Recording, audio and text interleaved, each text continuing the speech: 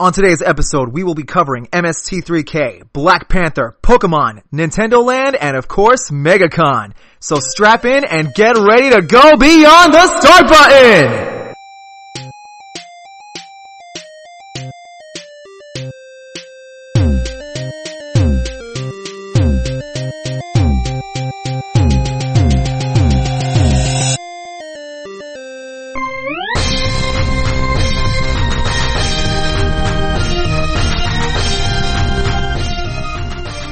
Arcaders, it's Joshua, aka UberNerd527 here, and welcome to the Beyond the Start Button podcast. And with me on this podcast is the Vegeta to my Goku, the Lucy to my Natsu, I don't know, what do we got?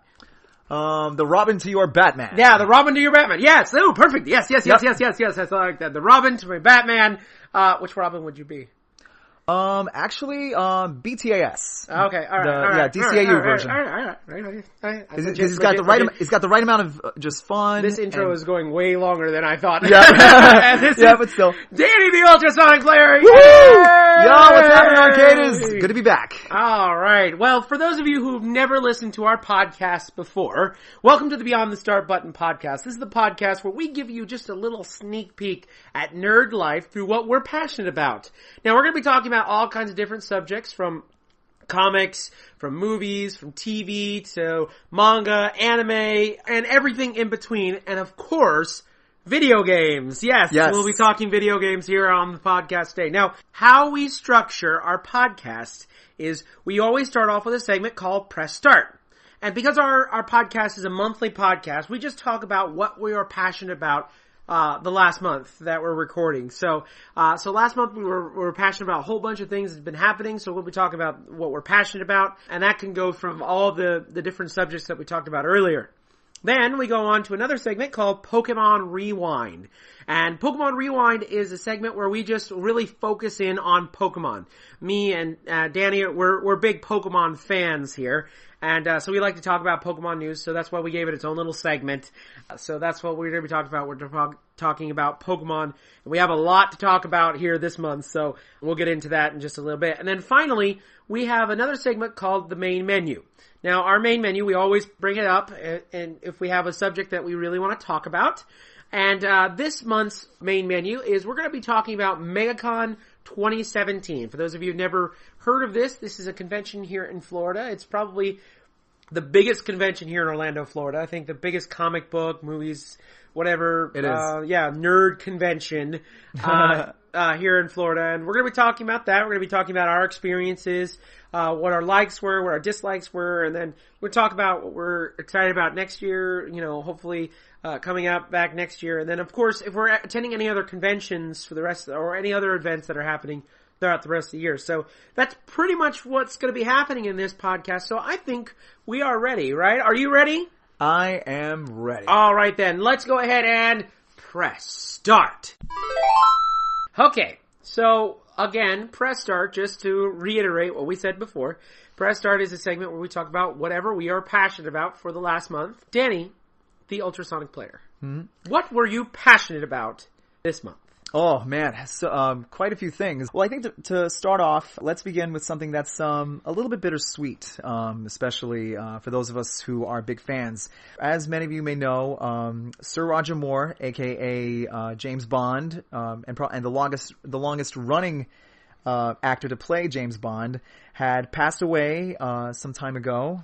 I forgot his age, but basically he had just recently passed away, and so that was very sad. And what I liked about him was that he was different from the previous James Bonds before, specifically Sean Connery, because whereas Connery made James Bond just a cold-blooded assassin essentially, which the character needed to be, Roger Moore gave the character a little bit more like a sense of humor and a sense of fun, to kind of balance out, the usual, cold things that a spy has to do. And basically because of that, it really left a really distinct mark on the character, and one that still a lot of people remember fondly to this day, and one that several other actors have actually tried to do, particularly Pierce Brosnan back when he played it, because he basically was able to kind of put his own he was able to bridge the gap, and he was able to take not just from Sean Connery, but he was able to also incorporate a lot of Roger Moore's humor into the character. And that's something that has become a staple ever since. So, but again, rest in peace, Sir Roger Moore. You definitely left quite a mark on the character, and just as an actor in general, because he's gone on to do many other things. Right. No, I agree. Now, Roger Moore is not my favorite James Bond. I think if I probably gave them numbers, it would probably be my third, because I really, really, really loved what Sean Connery did with James Bond at the beginning.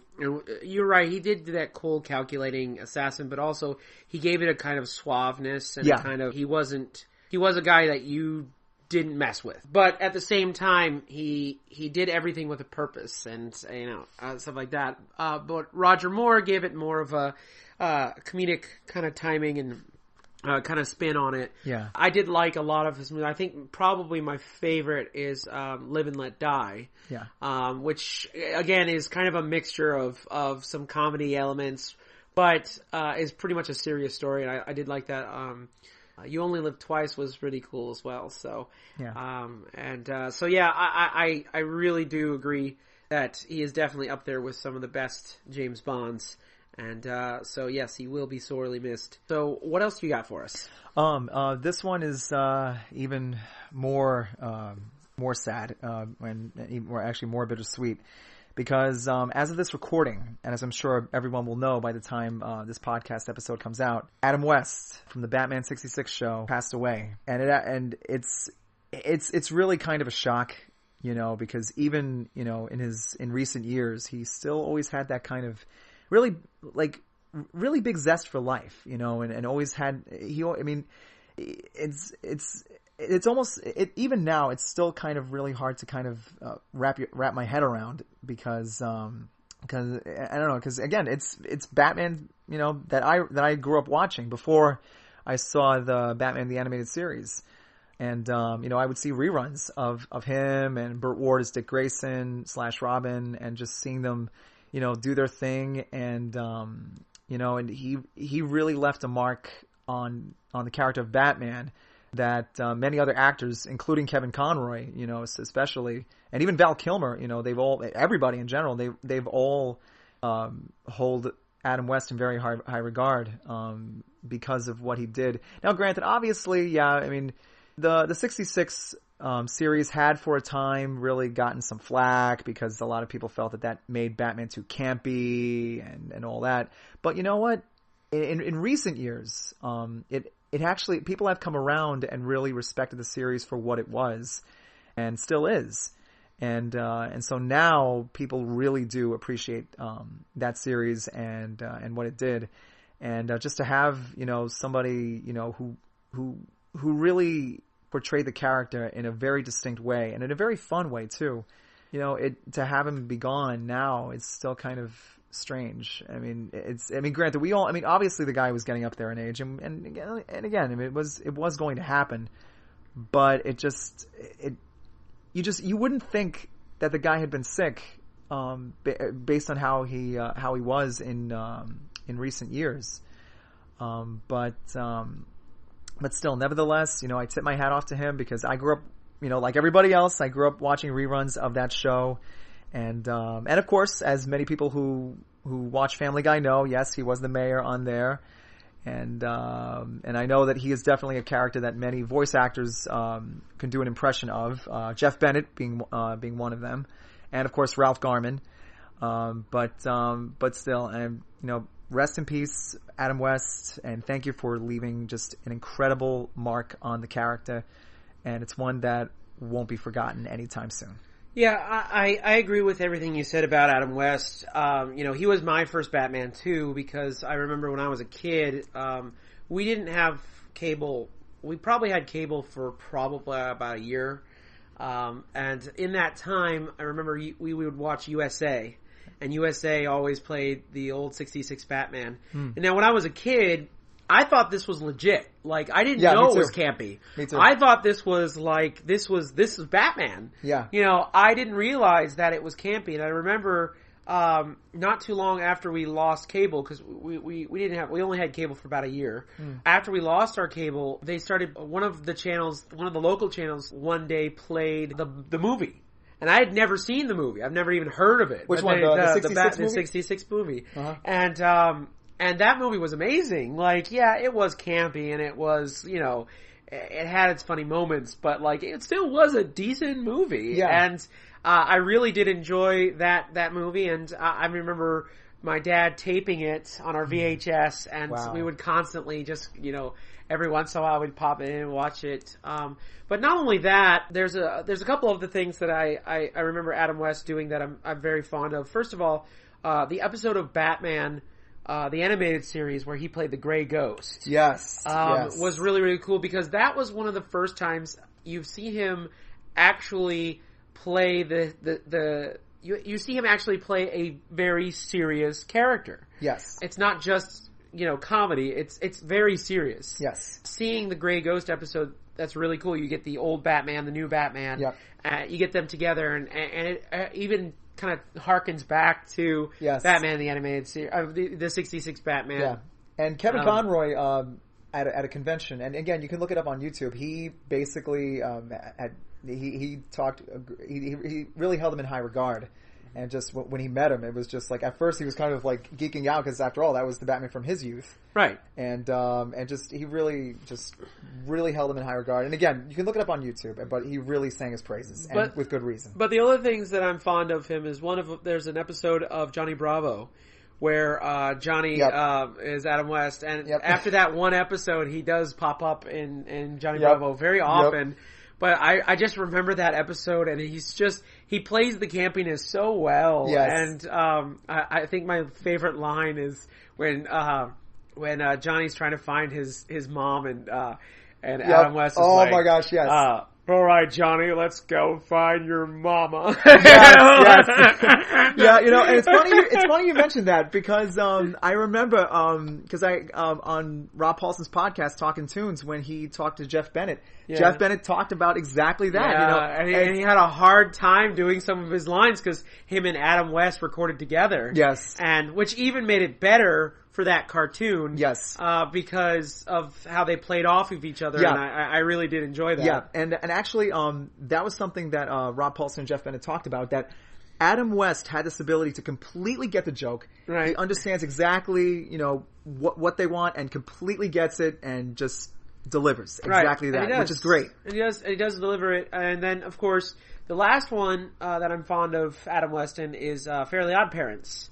Oh, really? He appeared several times in Fairly Odd Parents as Catman, and they brought him in several times to do, and basically Catman was basically a nod to the 66 Batman. Yes, of course. It was complete, like, it was just him as Batman. Yeah. But it was with a different costume. Yes. But it was really funny because they had several episodes with him as Catman. One of them was he met Timmy's superhero, the Crimson Chin. Oh, wow. Which was really cool. Which, Wow. the Crimson Chin was voiced by Jay Leno. So you had Jay Leno, you had Tara Strong, and you had Adam West all in the same room. So that was really cool. So I would have loved to have been a fly on the wall at some of those voiceover sessions. I'm telling you, I mean, just. I think it would be very hard to keep a straight face. Yeah, it'd be very hard to keep a straight face with that. So yes, I think it will. One other one that I also forgot to mention, and I don't actually mean I actually don't remember what Batman this was, and you could probably correct me if I don't remember. But in one of the Batmans, he actually played Thomas Wayne. Yes, it was in Batman: Brave and the Bold. Okay. Oh, yes. Okay, Brave and the Bold. Yes. Okay, now I remember. Yes. But he did a great job there too, as Thomas Wayne. Yeah. Yep. So I really enjoyed that with Adam West in it. And again, it showed that he could play a serious character. Yeah. So that was really, really kind of neat. Kind of nod to that. And then finally, the last one I want to say is that I just probably about a few months ago, I finally saw Return of the Cape Crusader, which is the animated, kind of like, animated movie that they did for, Batman 66, which is basically a nod to the 66 Batman, and it's like watching a couple episodes of the 66 Batman series. Yeah, because I had seen a trailer for it. Yeah, it's actually really, really good. I highly suggest it. If you like the 66 Batman, it pretty much plays like a second movie, if you will. So if you remember the 66 movie, it's basically like that. Okay. So I rather enjoyed it. It had 3 of the original casts. So it had Burt Ward, it had Adam West, and it had the lady who played Catwoman. Julie Newmar. So it had all 3 of them in that as well. Cool. As well as it had a lot of the original Batman villains, but just voiced by different people. Of course. But yeah, it was very cool. So I highly suggest it if you really want to see something really neat, and you can really just watch it even after you've watched all the Batman 66 stuff. And it kind of fits in it. It fits in it very well. Yeah. So I did enjoy that as well. So, yes, I think that's a very great tribute to Adam West. All right. So next on, we're moving from one superhero to something a little bit new. So let's hear about your next, point here. Yes. Basically, as mostly everyone should know by now, the Black Panther teaser trailer is now out. And oh my gosh, this movie is going to be awesome. Just by the short clip that we were able to see, it opens up a whole new aspect of the Marvel Cinematic Universe. And for me personally, I have never read Black Panther, any of the comics. I kind of had a sense of who the character was. I knew that he was the king, the leader of his own country. And I know that his suit and weapons were made out of vibranium, which of course is the same material that Cap's shield is made out of. But that's it. That's all I knew. Well, that along with the fact that he and Storm from the X-Men were an item for a time. But that's all I knew. Until, Civil War, with, and by that I mean the live action one, not the comic, not the storyline in the comics, but the movie, and just the short screen time that we had with Chadwick Boseman's character T'Challa, and you could tell, this character will, when needed, he will throw down and kick some butt when he has to, and just now with this teaser trailer, it opens up a world that we've only read about in the comics. And maybe in one animated film, I believe, but that is about it. But now with this, it opens up yet another avenue, like I said, and in a whole new way that really hasn't been seen or been done before. And it still stays true to who and what the character is. And again, for me, knowing next to nothing about the character, it's really good. And also the fact that we have another actor in this movie. For those who've seen, Creed, and the other one, the other movie he did, okay, so I'm sorry, I'm blanking right now. But bottom line, it's Michael B. Jordan, who was in Creed and in the other film. I'm sorry, my mind's blanking on the other one. I think it's called Frontville Station or Trainville Station. So sorry, but both he and the director Ryan Coogler, who directed those 2 films, is also directing this film. So and having seen Creed and loved it, I got to tell you, this film is in good hands, and I'm really looking forward to what they're going to be doing.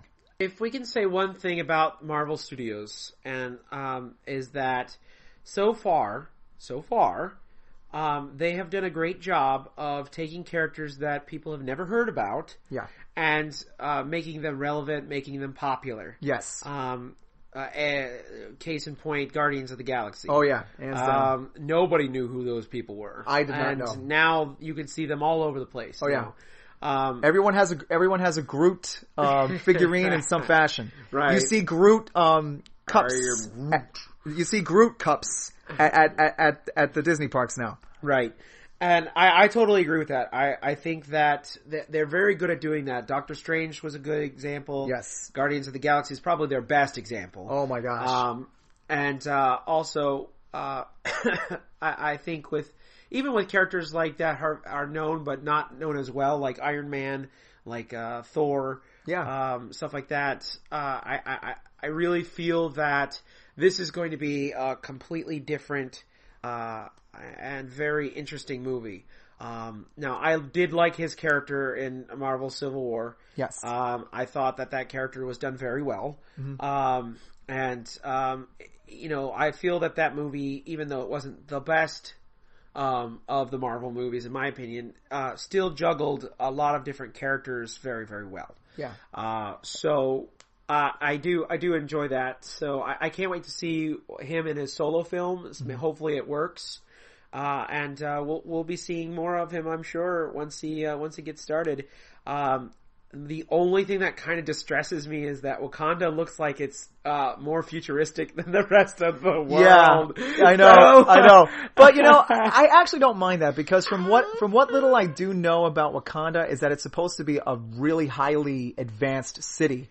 And so they're obviously playing with that. How advanced, we'll find out. But seriously, having that, that ship that looks like it came out of a Star Wars film, it's like, okay, seriously, are we having an X-Wing?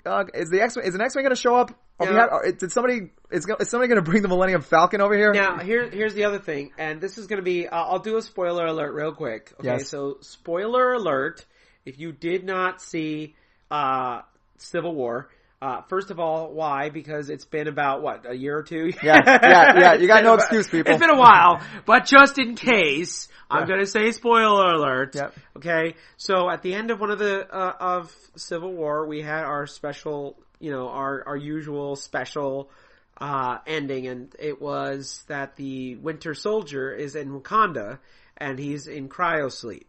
Do you think we're going to see the Winter Soldier at least make a cameo in the movie? My best guess is that yes, he will be in a cameo. Like, I don't think he'll ever pop up. I think that for the most part he'll just do a quick cameo and then he'll be gone. Yeah, that's what I'm thinking too. But maybe they just might mention him real quick, or it'll probably be that, right? Or Captain America will show up. Something. Do you think that's going to happen? Because we thought that Guardians of the Galaxy Volume 2, did you see Guardians yet? I have not, but that is definitely on my to-do list. Okay, yeah, Guardians was really good, but just like the original Guardians, you didn't really see any of the other Marvel, that's not really a spoiler. Yeah. You don't see any of the other Marvel heroes in that, in both the movies. So, do you think that this one's going to have maybe another Marvel superhero or something like that in it? I wouldn't be surprised if they do, but if they do it, it'll probably be in a very small, way, cameo. aka cameo. Yeah, okay. Essentially. All right. Which makes sense given how things are now going to be building up to, the big thing, which of course is Infinity War. Right. All right. Well, speaking of Marvel, let's move on to your next point. Yes. I was basically walking through a Walmart and a few days ago, and I found out that they have re-released Wolverine and the X-Men. In DVD form, but this time with special features. That's right. Special features. Yes. They're so special. Yes, exactly. They're so special. Yeah. So that was it. Really got my attention because it's got some featurettes, commentaries on some of the episodes, and I think all of them. I'm not sure, but again, I could have sworn it said 28 episodes, and with it 28 commentaries and things like that. So, cool. So that's always good. I like it when they have the creators and whatnot do that kind of thing.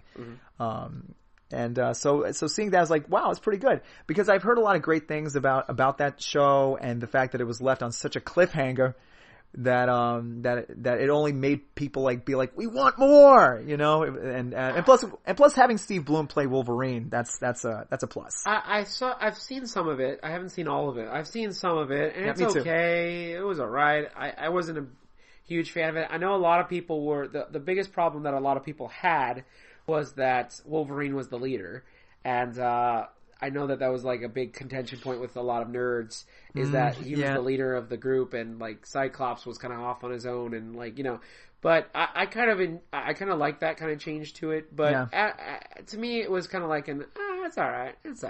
Yeah, I mean, granted, the 90s cartoon was that was my childhood, and that was the standard that, that every other X-Men show, was judged by. to me anyway.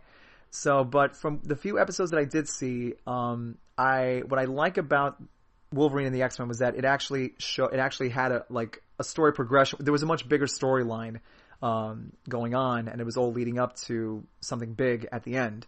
So now, granted, Wolverine being the leader, well, initially I can understand why fans would have a problem with that, because after all, for those who had seen the 90s cartoon, he was not that at all. He was essentially what he should be, the outsider. He did what he did. What he did. Exactly. But I can see, because this was also going back to the comics, because I know this was done before the infamous storyline called Schism, in which Logan and Wolverine had just had a massive falling out, and this also led to, I don't know, I guess some people could, because some fans say that this is sort of like Cyclops' de-evolution at that point in the comics, to where he either evolved or in some cases de-evolved, depending on whom you ask, because essentially, Scott, spoilers, in the comics, Scott Summers / Cyclops ended up turning into a carbon copy of Magneto almost. And then of course he ended up, buying it. But of course he'll probably get better. And Wolverine ended up becoming essentially the better guy. Which I know, because on the one hand, I like character progression, but you still have to be careful with how you do it, because on the one hand, I mean, I love the idea of Wolverine eventually kind of, not being so much of an outsider, especially as time goes by.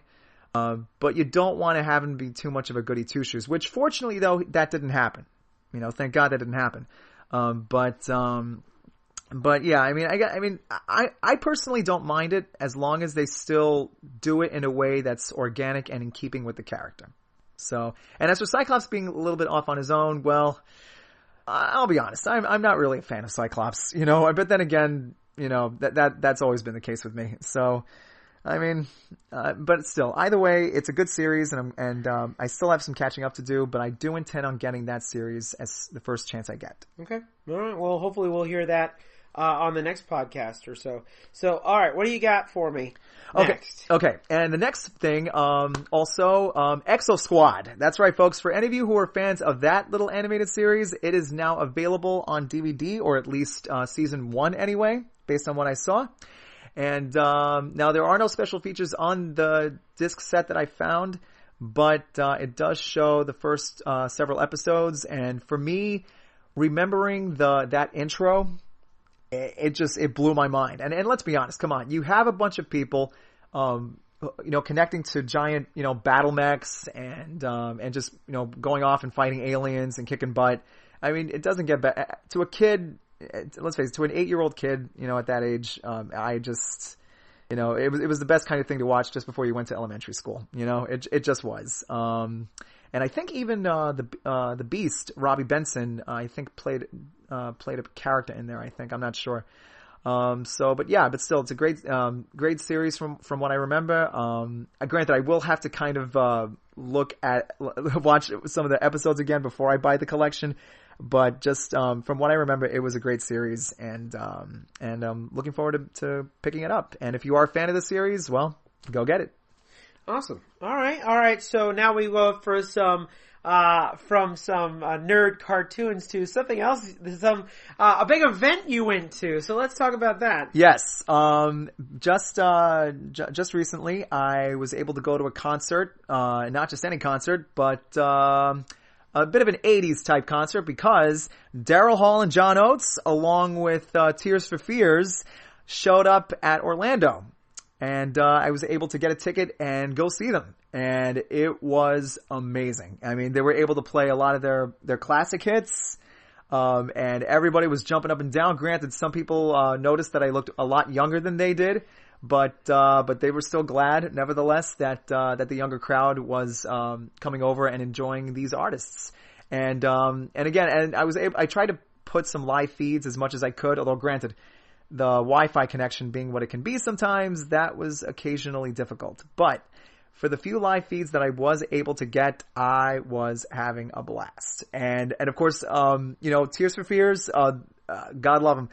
They started off with the best way to start the whole thing off with their famous 80s song ever, Everybody Wants to Rule the World. And it was just... Wait. That was sung by Tears for Fears? I thought it was sung by Mojo Jojo. Well, oh wait. Oh my gosh! That guy was disguised as one of them! Ugh, that explains it. That explains it. That explains it. Ugh. I knew there was a reason why his voice sounded familiar, but I couldn't be sure what. I couldn't place it.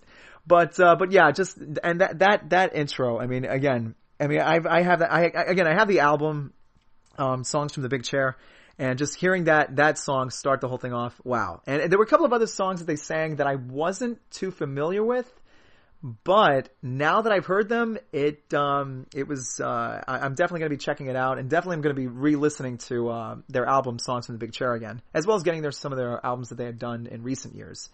And again, it was great. You know, those two cats definitely, you know, talked to the crowd at the times, and just it was just great. And then of course we had an intermission, and then of course the big event. Daryl Hall and John Oates popping up and just rocking the house with all of their hits. And again, I tip my hat off to everybody out there who was fortunate enough to see them back when Hall and Oates were at their height of power, from between 80 to 84, because for those of you out there who were young enough to go to those concerts back then, yeah, I would have loved to have been around at that time, because it is a performance that you have to see to believe. Because it's great to hear their studio songs, but when you go to their concerts, it's an experience. Just, you know, the guitar solos they do, and even their same, you know, saxophone player, Charlie Duchamp, still playing that thing like it's nobody's business. Of course, as I'm sure most Hall & Oates fans know, one of their bandmates, Tom T-Bone Walk, you know, he passed away several years ago. So, but still, the guys that they have playing his part, does a great job, and it was just amazing, just an amazing experience. And again, for those of you who who are fans, again, buy their albums, and if they are ever in your neck of the woods, I strongly advise you to go see them, because it is something that you will enjoy from start to finish. Yeah. Awesome. Now you got one more thing. This is video game related. Yes. So, we've had a little bit of contention here, at the Arcade Archives recently, because of one specific video game that's coming out. Now, not too long ago, they brought out the Mega Man collection, which was, I believe the original, 6 or 7 Mega Man games? It was, if we're talking recently, then yes. It was basically, Mega Man Legacy Collection for the 3DS, and it was 1 through 6. 3DS, Wii U, PlayStation 4, and Xbox One, I believe. Really? Yeah. Oh, okay, because I only know of the 3DS and the other two, but I didn't know that they did one for Wii U. Yeah, they did one for the Wii U. Oh. Okay. So, the contention is that they announced this, the second collection, which is going to be Mega Man's 8, 9, and 10. 11? I think 7 as well. 7, 8, 9, 10. Okay. Yeah. So that's coming out, but it's only coming out for the PlayStation 4, for the Xbox One, and for the Steam. Okay? So the contention is that this is kind of disheartening, because it's for the first time there's not a Mega Man game, there's not classic Mega Man on a Nintendo system. So what do you feel about this? I guess you can say I'm kind of two minds on the whole thing, because on the one hand I can definitely understand where a lot of fans are coming from, because after all I'm a huge classic Mega Man fan. But on the other hand, I know that there's plenty of other avenues to get some of these games. Because for me personally, again, I have on my Wii U Mega Man 1 through 7, as well as having X1, X2, and X3. And of course on my regular Wii, because after all on the Wii U, there's the Wii menu that you can go to. And from my understanding, again, I may be wrong, but I believe Mega Man 9 and 10 are still available on the Wii Shop channel under the WiiWare section. Uh-huh. So, and I happen to have those two, Mega Man 9 and 10, downloaded. So, and of course, before that, I had the Mega Man Anniversary Collection for the GameCube, which contained Mega Man 1 through 8. and I believe 2 of the Mega Man fighting arcade games as well. So it's really hard for me to place my own opinion because, again, like I said, I understand where fans are coming from. I completely get it. I understand. But on the other hand, I know that there's plenty of other avenues to where you can get at least, 1 through 7 and of course the first 3 X games. For me personally, having played Mega Man 7, I do like how it looks. It does seem to kind of, it's not as fun as 1 through 6 are, but it definitely has it where it counts. Now, Mega Man 8, for the short time that I actually did have an original PlayStation 1, I know, shocking, right? I actually played it, and it was okay, but I don't know. I mean, because on the one hand, visually it looked good. And it really seemed to really tap into that anime sensibility, which made sense, because after all, Keiji Inafune, was inspired to create Mega Man based off of a lot of the anime he used to watch. But I don't know, it's just playing Mega Man 8, something about the way it looked and the way it played just seemed to take away from what made the first 6 Mega Man games, fun. And again, it's kind of weird because you would think that if a game looks better, that you would think that the gameplay would follow that same formula. But Mega Man 8 to me is one of those examples that's not always the case. That just because a game looks better does not always mean that it's going to play better. And of course, Mega Man 9 and 10, well, what can be said about those 2 games is that those games are prime examples that you don't have to make it look good, just have it play good. And going with the old NES graphics can work just as good as it did back then. And it did. Granted, yes, in keeping with classic Mega Man tradition, it's difficult. And yes, the spikes will kill you instantly if you fall into them. But 9 and 10 get it. They take it back to the roots. 7's okay, but 8 just I don't know. To me, it just doesn't seem to have everything together. It's missing something. So, I mean, I don't know. I mean, it'd be nice to have a Mega Man 11. It'd be nice to have that on the Switch, but it's really hard to say whether or not there should be a second Mega Man collection on the Switch. But I think just to give equal respect across the board, it should be made available as well. Why Capcom decided not to go that route, we don't know. But however, though, who's to say that they may not be working on a version for that later on down the road and have decided not to announce that yet? Because this has happened before. After all, when Sonic Mania was announced, it initially was just going to be for the Xbox and PlayStation, and then later on they announced, oh yeah, it's also coming to the Switch as well. Right. So, we'll see what happens. I mean, me personally, I'm happy with my Mega Man collection. However, though, if they ever do decide to re-release Mega Man X4, 5, 6, and I think, 7 and 8? Something like that. Yeah, if they do decide to release those on the Switch, take my money right now, because those games are fun. They're a lot more harder and a little bit more sophisticated, but they do work. And that's what I like too, because having played Mega Man X4, because I have the Mega Man X collection on my GameCube, that game was able to keep the Mega Man formula intact somehow, or specifically the Mega Man X formula. Because even though, the graphics started to look better and things started to have more of an anime feel, but it still was able to keep the gameplay intact. But again, if they re-release those for the Switch, I'm there. So again, I'm kind of in the middle for me. I mean, that's the best way. That's the best. That's how I feel. Okay. All right. Awesome. All right. So, anything else you want to talk about before we move on? Yes, there is. And actually, this just happened. This just popped up in my head, and then, oh my gosh, I'm blanking again. Okay.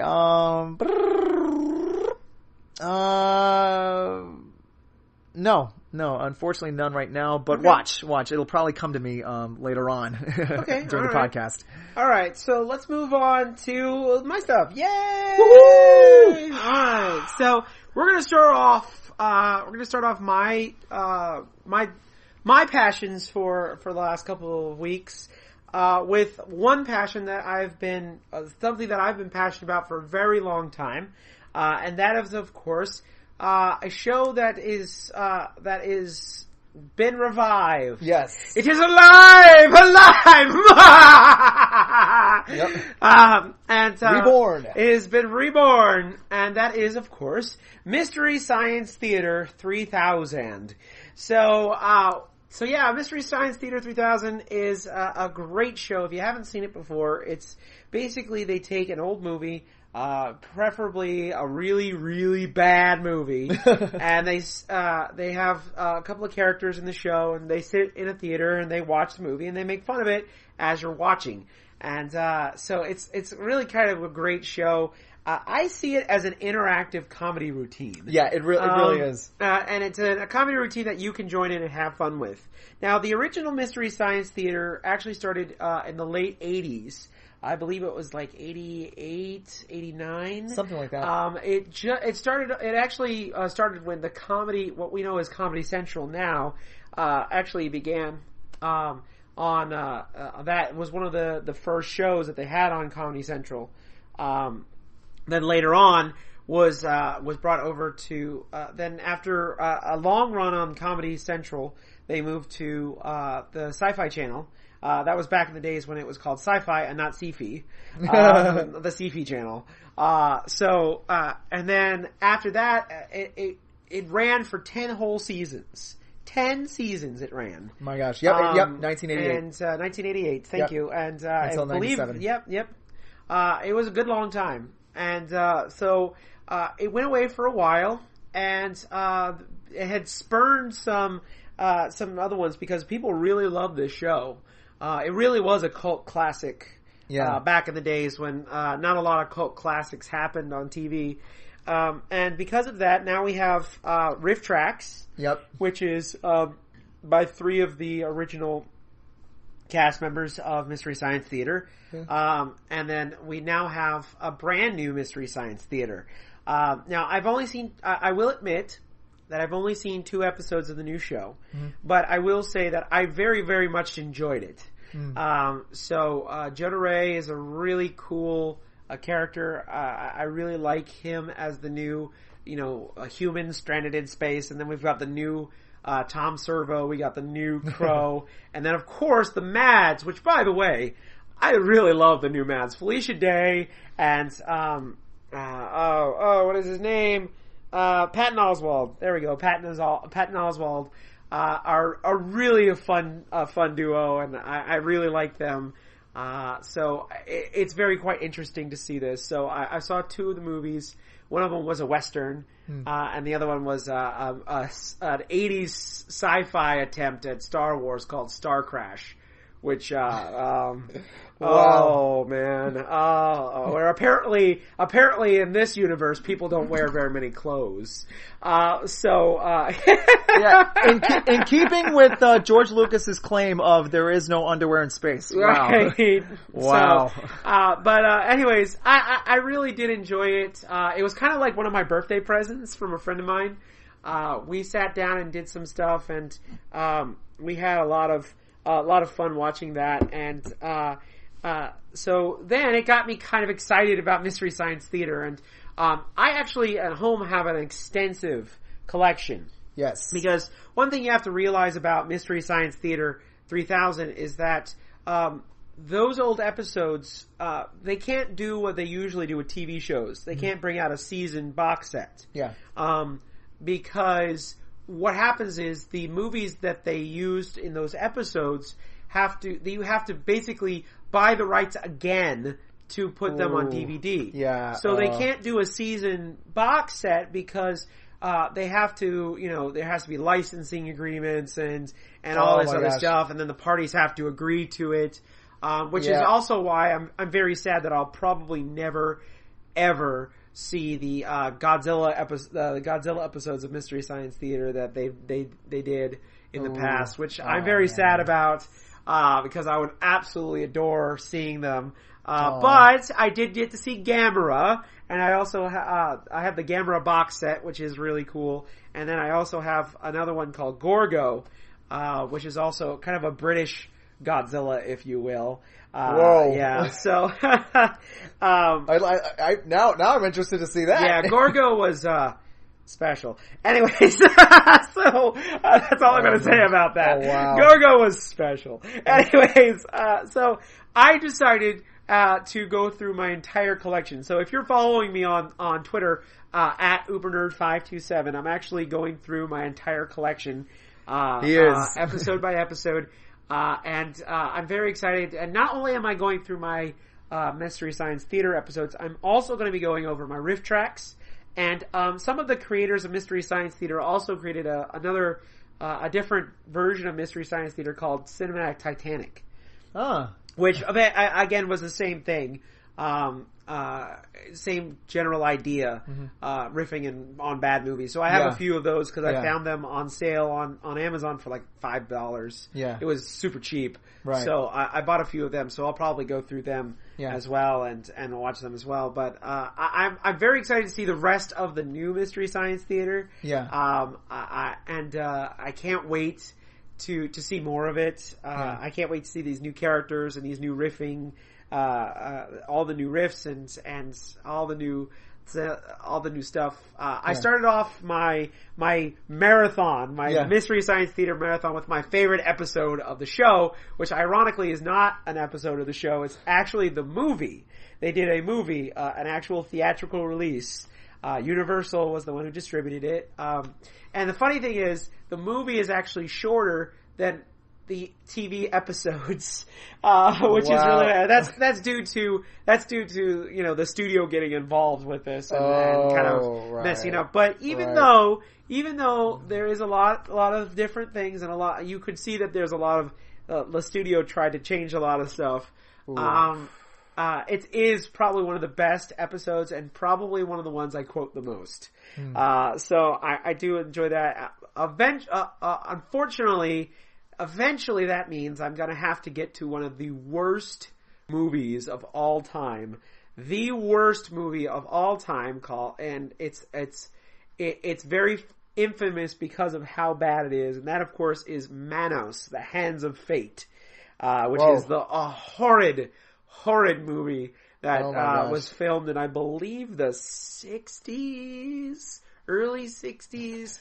And it was filmed on a bet, which all great movies were filmed on a bet, that this manure salesman could make a movie.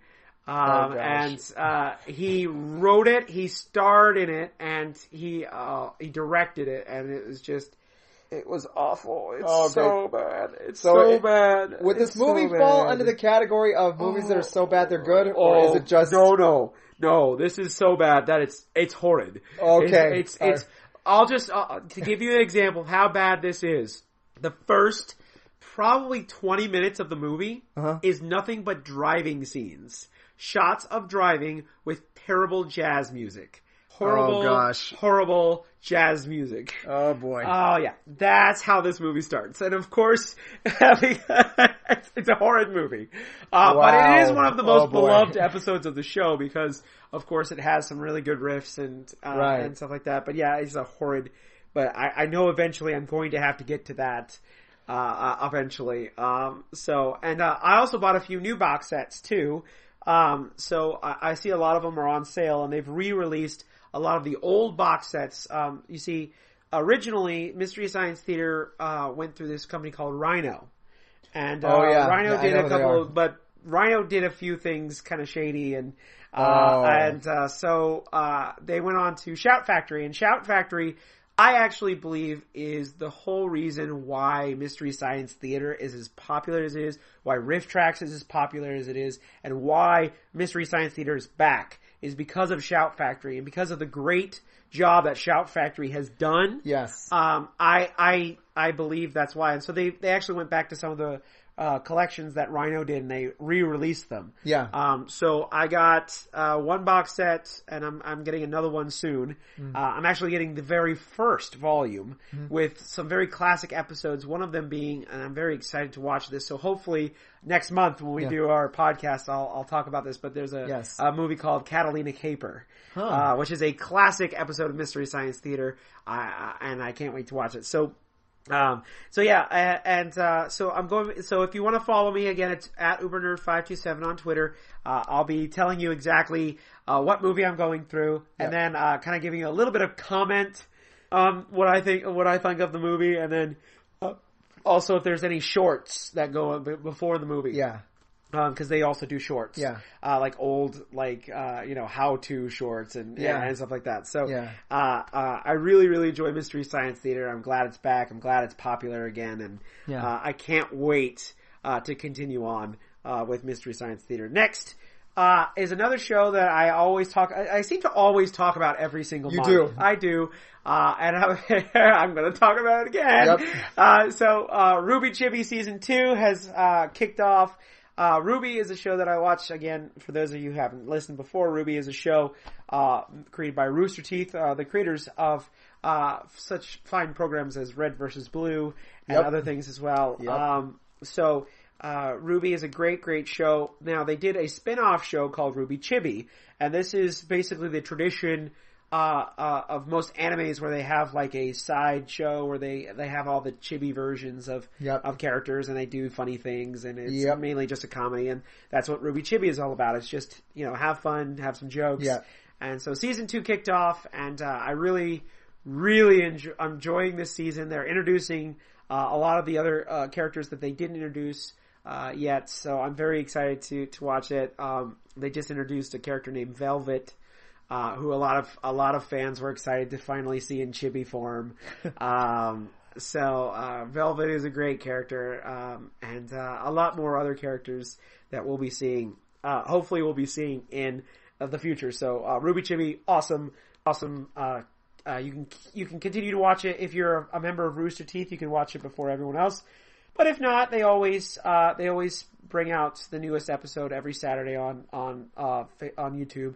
It's the episode previous, so if you're a member, you get to watch all the new episodes right away. Wow. But if you're not a member, you just wait for YouTube and eventually to come out. So I really do enjoy those. All right. Next, we have another a video game that I'm very much a fan of, and we've talked about this on the podcast before.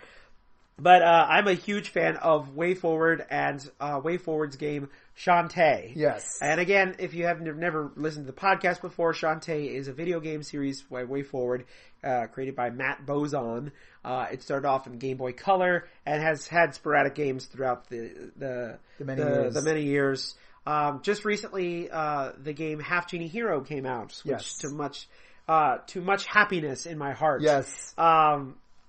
Much happiness in my heart, that has come out. So, now they made an announcement today, just recently, that Half Genie Hero will be coming on the Switch.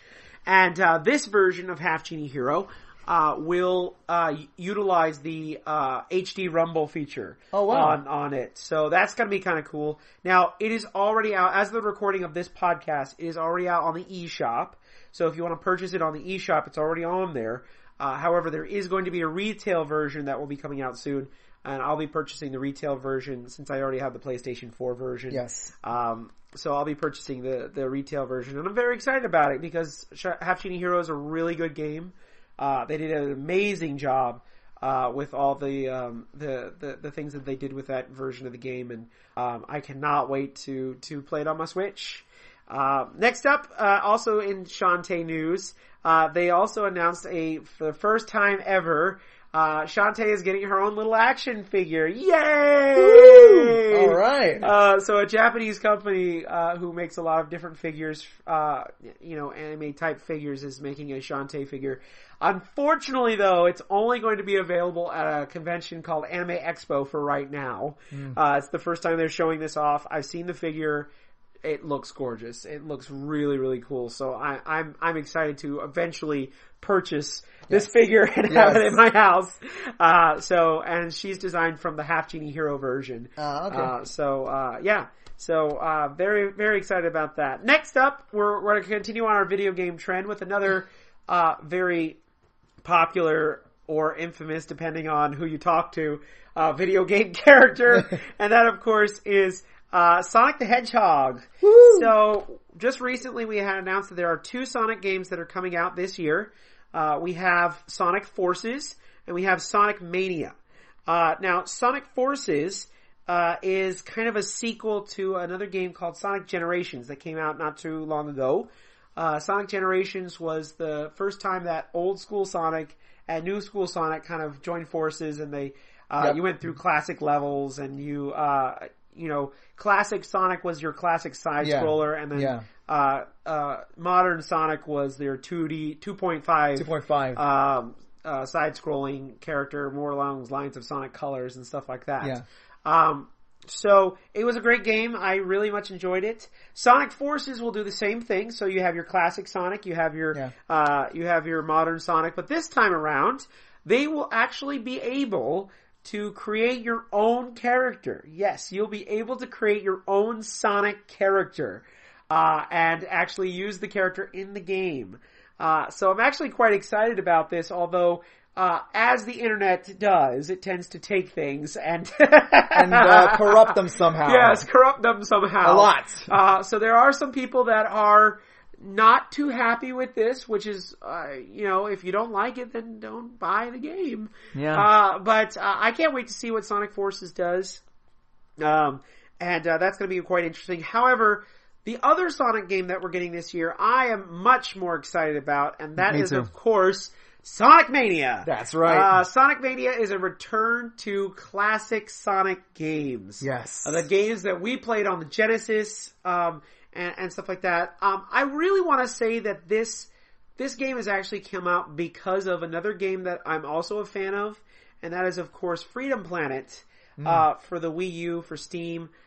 It just came out recently for the PlayStation 4, I believe, and I don't know if it's on the Xbox One yet or not, but, Freedom Planet is a hugely successful game, in my opinion. Yeah. The sequel, I don't know if we're going to get it this year or not. They have not made any announcements yet. I'm hoping that with E3 coming as of the recording of this podcast, E3 is next week. So I'm hoping to get a big announcement from them, and hopefully we'll be seeing Freedom Planet 2 this year. But I think it's actually kind of an answer to that, because I think Freedom Planet showed that there are some classic Sonic fans still out there, and they still want to play a classic Sonic game, and I think that's why Sonic Mania is now, as of the recording of this podcast, they brought out a brand new trailer, and that trailer was phenomenal. Yes, very much so. The thing that I loved the most about it was hand drawn. And it started off with the artist drawing Sonic, and then as he draws him, you get to see much more of the world, and then colors splashed everywhere. Yeah. It was really kind of neat, and it was in that classic. If you remember Sonic CD, the opening for Sonic CD, it was in that classic style. Whoa, it was really kind of cool. So I like that. We saw that, and I really do enjoy that, and I can't wait for Sonic Mania. That's going to be on the Switch, on the PlayStation 4, Xbox One, I believe Steam as well is going to get it. So, Sonic Mania, man, I'm excited. I've got Sonic Mania right now. Me too. And again, I do like, and this has actually been going on for several years now, but there is a trend now going back to the original, to classic gameplay styles. And I really do like that Sonic Mania is doing exactly that, and it should, because it's in that environment where Sonic seems to shine the most. And the fact that you can also play as Tails and as Knuckles is a plus, So for me, I got my copy pre-ordered, so I'm just looking forward to when it comes out. Granted, we still got several more months to go, but that's perfectly fine. Right. So, I'm very excited about it too. All right, now, from Sega to Nintendo. We're moving to Nintendo now. All right, so this is going to be probably the longer part of Press Start. We had a pretty meaty Press Start here. Yeah. But we're going to talk about, we're not going to be talking about it at length, because I think we may be talking about this next month in more length. So we're just going to talk about it real quick. But this is Nintendo Land we're talking about. They just, as of the recording of this podcast, just made a announcement about Nintendo Land, and I'm quite excited about what they're going to be doing with Nintendo Land. Yes. So now, as of this recording, they have only announced one ride, and that is of course Mario Kart. Yes. So they're gonna have a Mario Kart ride. Yay! Get ready for 8-hour wait times, folks. Oh man, I'm so excited to play some Mario Kart. Me for too. realsies.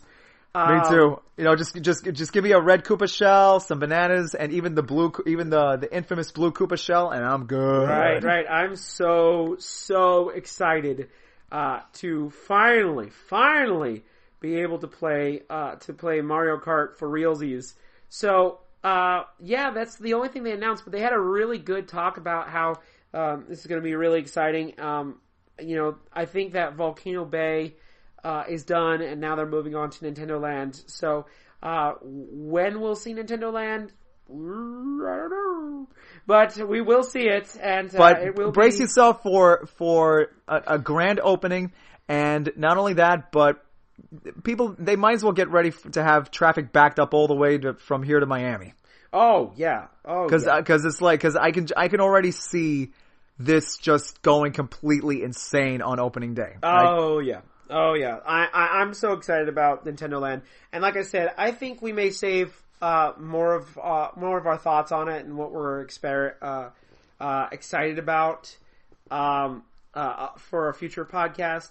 But for right now, just know that we're super excited about this. So yeah. Now, that's pretty much it for we had a really meaty discussion here. So, yes. Yeah, we had a really meaty, press start. So that's pretty much it for our press start segment. So we're going to move on to our next segment. Our next segment is called Pokemon Rewind. We're going to talk about some Pokemon news. So, let's go ahead and, kick it on over to Keldeo. Go ahead, Keldeo. Hey, this is Keldeo, the Sword of Justice, and you're listening to Pokemon Rewind. Alrighty. So, let's, in Pokemon Rewind, for those of you, again, who've never listened to our show before, we talk about all things Pokemon. We focus directly on Pokemon, and we talk about Pokemon news. Now, we have some actual really good Pokemon news this time around. Yes. So, we had a Nintendo Direct just recently that was specifically focused on, Pokemon. Now, for the most part, the Pokemon Direct wasn't too surprising.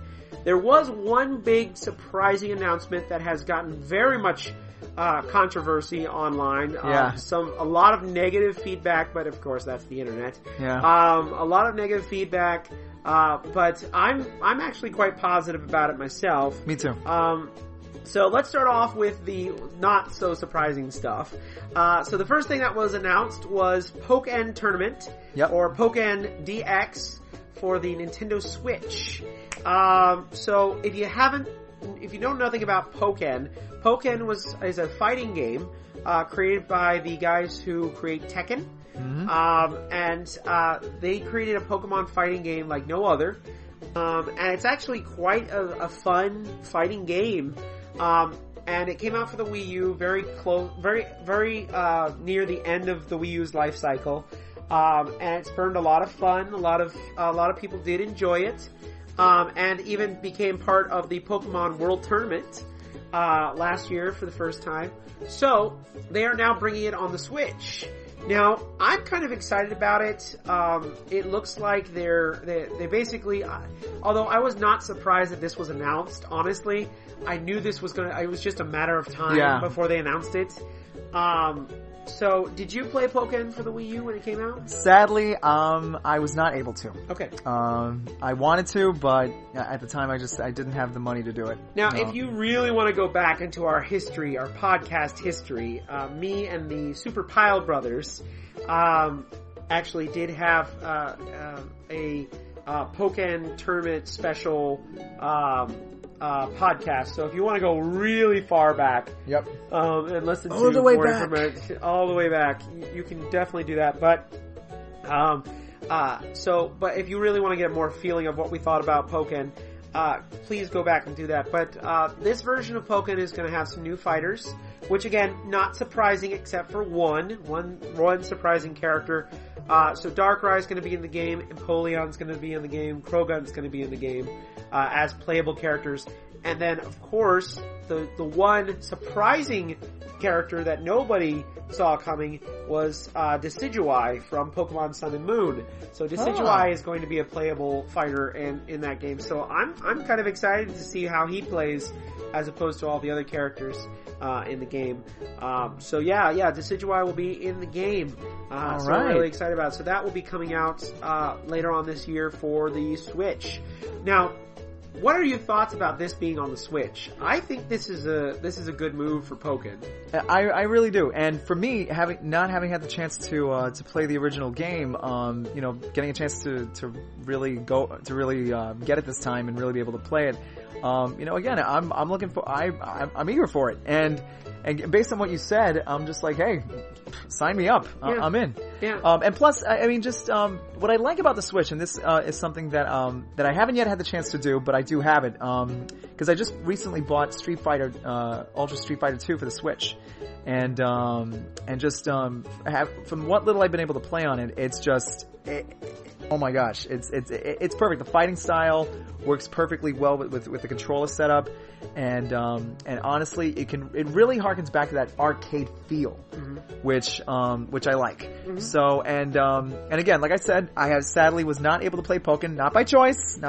It's just other things, But I'm really looking forward to playing it and just hopefully be able to actually participate in some tournaments this time around. And here's the other cool thing that I thought was really interesting to hear.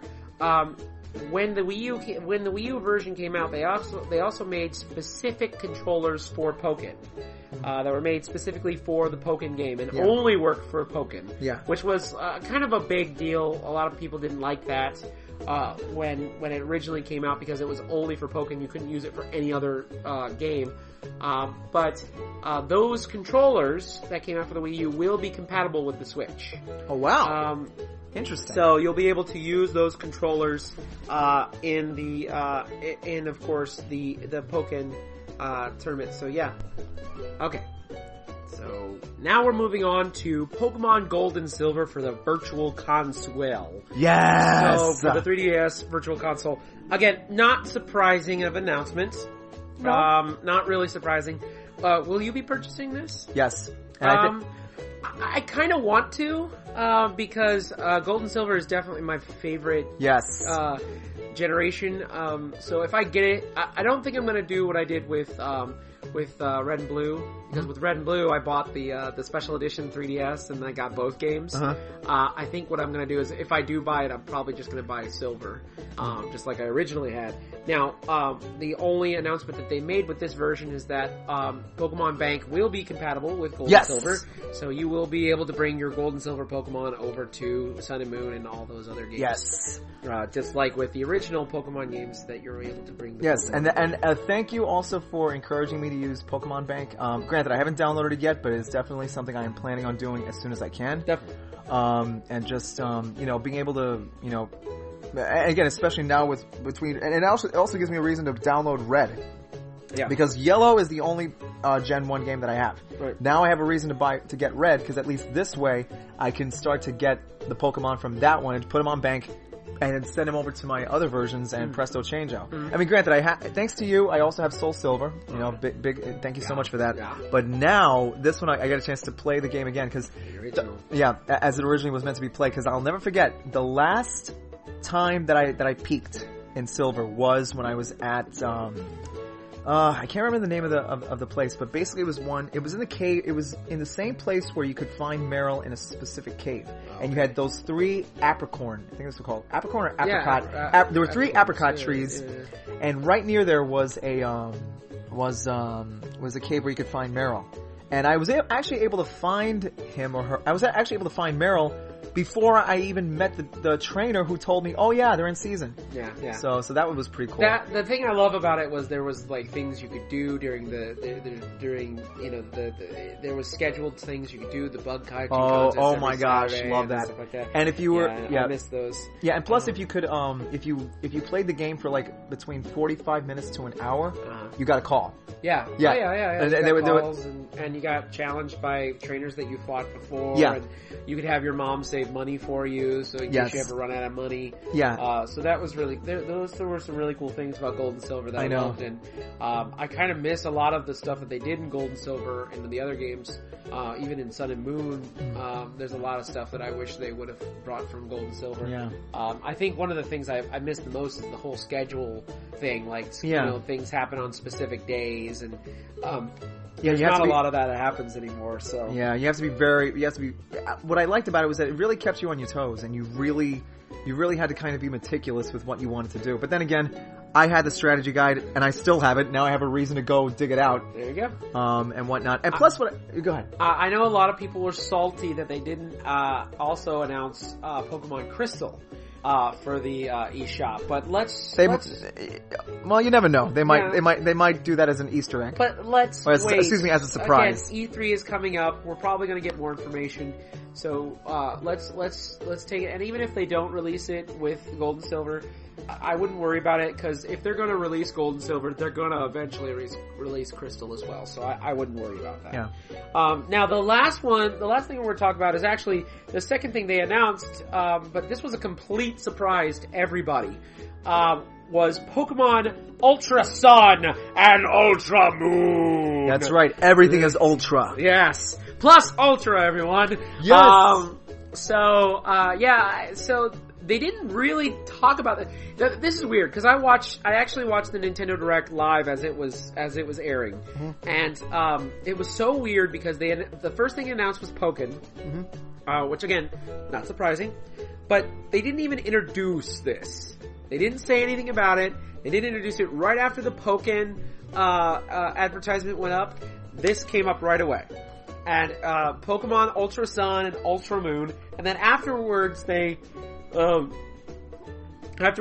about it a little bit more. Mm-hmm. But they didn't really give us more information about it. All we know is that it takes place in Alola. Mm-hmm. That it's a completely different story than the original. Mm-hmm. And that's it. Now, we don't know. We know it's coming out this November. Mm-hmm. We know that it's going to be for the 3DS. But we don't know whether it's going to be DLC for Pokemon Sun and Moon. We don't know if it's going to be its own standalone game. We don't know anything about it. We don't know any features in the game. We saw just some screenshots, what the girl and guy avatar looks like, and then, of course, the legendary Pokemon's Solgaleo and Lunala with armor on, which I'm thinking is actually going to coincide with a specific Pokemon that you can catch in Sun and Moon that is very mysterious, but we'll probably figure that one out later. Yep. So I'm excited for Sun and Moon. However, there was a lot of negativity about this. Interesting. A lot of people were very negative because they said it was way too soon. This is one of the first. I can't remember any other game that Pokemon has done this with, where they release it 1 year after they released the original one. When did they? How far apart were going back? Were Pokemon Black and White and Pokemon I Black believe 2 and Black 2 and White 2 2 was probably about 2 years apart, if I believe correctly. Let me double check real quick. That's why we have the internet. I believe that they were 2 years apart, but Sun and Moon are exactly 1 year apart. In fact, it is releasing on the exact same day that Sun and Moon released last year. Yeah. So a lot of people are kind of angry about this because, and the other major thing that they're very angry about is not necessarily that this is only coming out for the 3D. It's not only coming out a year after Sun and Moon, but they're also angry because this game is not on the Switch. Everyone thought that this game was going to be on the Switch. Yeah, I thought that too. Everyone assumed that this game was be on the Switch, and because of that, people got so angry because this is not on the Switch, and I don't understand why. I really don't understand why. I think they figured since we have a lot of other games from the previous console gen making their way onto this one, they figured, oh, okay, we're getting a revamped version of this. Although, granted, I mean, I don't see how revamped you can get, but I mean, I don't know. I mean, see, I really don't know. I mean, I for one am not angry about it. You know, as long as it brings something, as long as it adds to the experience, excuse me, of what made Sun and Moon great, I don't see what the problem is. But on the other hand, I can see, you know, why some folks would think, oh, maybe it's a revamped version coming to that. But I don't know. I mean, that's a tough one. I really don't know why there's just so many people angry that they did. And second of all, if there is a main series game coming for the Switch, I don't think they're going to announce it for this year. No. If anything, they'll probably announce it for next year. Because we've got a whole bunch of Switch games coming out that people are going to want. We have ARMS. Yes. We have Splatoon 2. We have Pokken Tournament. We have Mario Odyssey. Yes. Which is going to be huge. Yeah. You know, we've got all these huge titles coming out for the Switch. Why do they need a Pokemon game this year? They don't. They don't need a Pokemon game. Yeah. Heck, with just Mario alone, that'll sell systems. Yeah, I know. Yeah, exactly. So, I mean, and of course to say nothing of some of the other second and third party things coming up, like of course Sonic Mania. You know that right. that was going to be Shantae, huge. Stuff like that. These are all, you know, games that it just doesn't it doesn't register in my brain why people are so angry for me. And if you're listening to this podcast and you know you've got an answer for that, I'd love to hear it. So please feel free to message us, because I'd love to hear. Please do so. Yeah, I'd love to hear what you guys out there think about this. But yeah, I mean, I'm excited for Sun and Moon, Ultra Sun and Ultra Moon. Will I be buying both versions again? I don't know. I don't know this. Well, let's get some more information about this game. Yeah. They said that there are going to be Pokemon in the game that have not been in the game before. They said that there's going to be some new features and a brand new story and all this different stuff. So, you know, so I'm excited for it.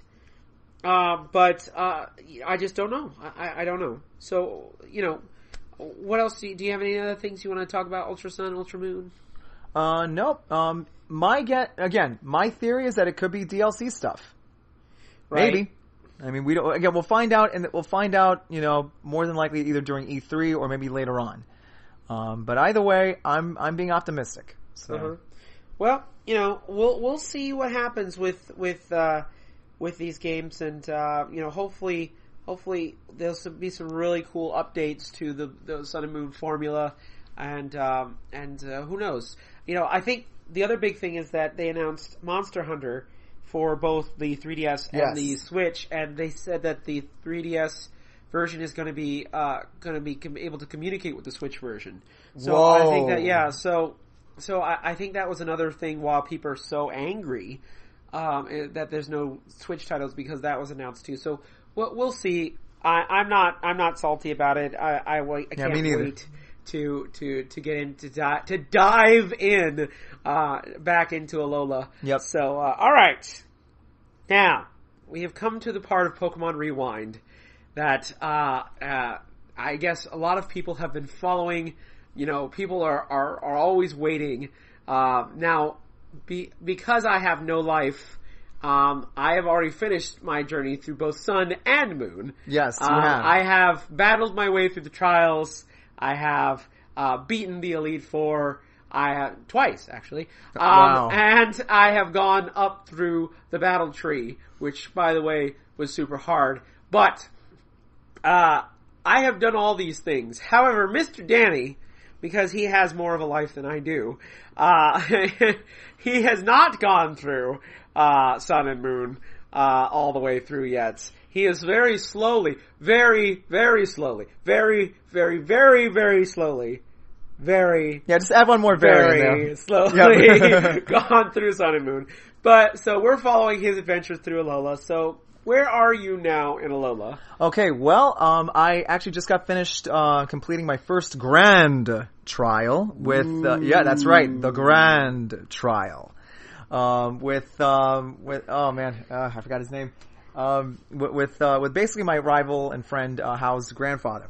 Yes. And I just got finished beating him, and I got to tell you, again, this guy is one tough cookie. Now, granted, if you have flying, look like a cookie. yeah, big time. But if you do not have flying or psychic or even fairy type Pokemon, you may be in trouble. But if you have any of those Pokemon types, then you're set. But even that, easy to catch because you can find a lot of those along the way. Exactly. On that island. So yeah. Yeah.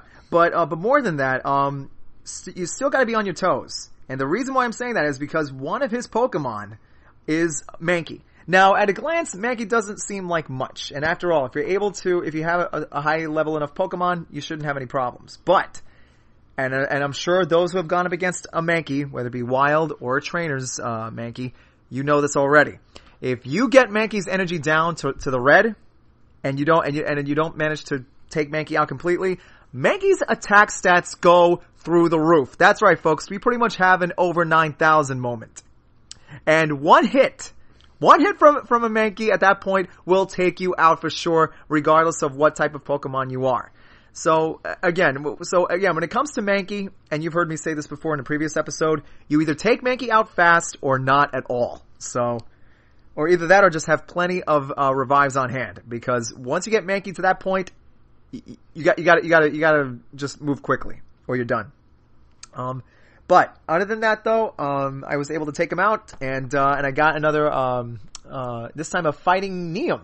I believe that's what it's called. Yes, you got one of the Z crystals. Yeah, I got one of the Z crystals. I swear, every time I think of that, I think of Zeo crystals from Power Rangers Zeo. Anyway, moving along.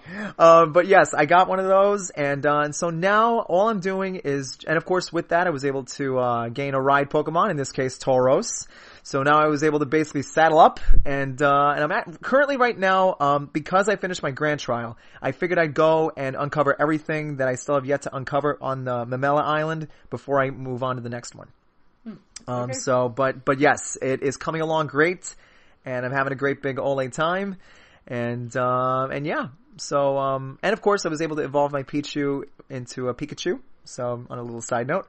And yeah, so other than that, I'm just having a blast with it, and hopefully I'll be able to speed it up a lot more. But again, since I actually, have a life, or I guess you can, well, kind of anyway, it's slow in coming. More life than I do. Yeah, well, no, but again, because I have, a bit of a busy schedule, things are slow in coming, but they are coming along. And so if you want to see me, I will be sure to put up photos of highlights on my Instagram.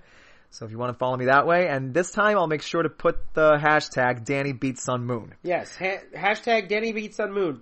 Danny Beats Sun Moon. Danny Beats Sun Moon. Yeah, so so again, if you want to keep track of how I'm doing on Pokemon Sun and Moon, I will let you guys know via my Instagram, so you can just follow me on there and just stay tuned. Okay, according to the internets, I was actually correct. So Black and White 2 came out 2 years after Black and White. Oh, they did? Okay. So all it right. was 2 years. All right. So, but yeah.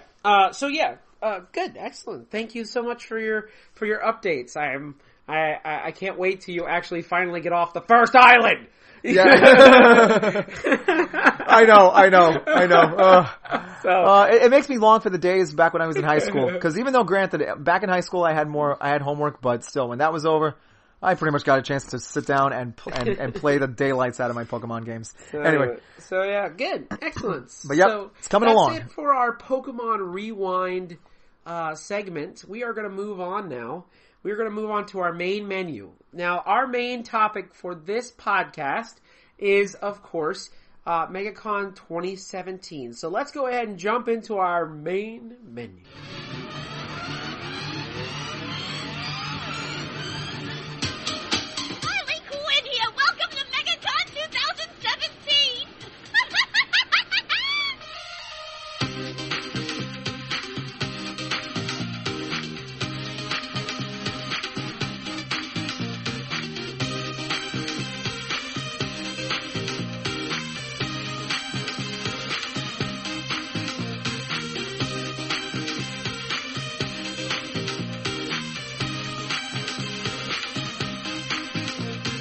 So, for those of you who do not live in the Orlando area, Megacon is a huge comic book convention that happens here every year. It is probably if not the biggest, one of the biggest conventions here. I call them nerd conventions because really, you can't really just call it a comic book convention anymore because it kind of encompasses TV and movies, video games, comics, manga, anime. They cover everything. So I just call them nerd conventions. Yeah. So, I mean, they've all become more ubiquitous as time has gone by, especially San Diego and New York Comic Con. So I figured that since we both went to Megacon this year, we would talk a little bit about it. Now, Megacon is at the Orlando County Convention Center. It was 4 days. It was spanning pretty much the entire last weekend of May. So what days did you go, Danny the Ultrasonic Player? I was able to go on a Friday. Okay. It was that was the first day? No, the second day. That was the second day. Yeah, it was the second day. Yeah, I by the time I had bought my ticket, it was the 4-day ones were already sold out. Plus, I wasn't able to get the other days off that I had wanted. You know, but I figured, you know what? If I can't go all 4 days, then at least I'll go this one day. Right. And it was a good thing because I had found out that this was going to be Stan Lee's final Florida appearance at Megacon. Even though, granted, I have heard from other people that he has said that before. So, but either way, I actually decided to pay extra and actually get myself a photo op with him. And lo and behold, I was able to do it. And he was he was immensely nice, you know, the short time that I was able to interact with him, which was only for a few seconds. So, but it was great. You know, he said hi, I said hi, and I was able to get my photo op. And I even bought a frame for it too. So, yeah.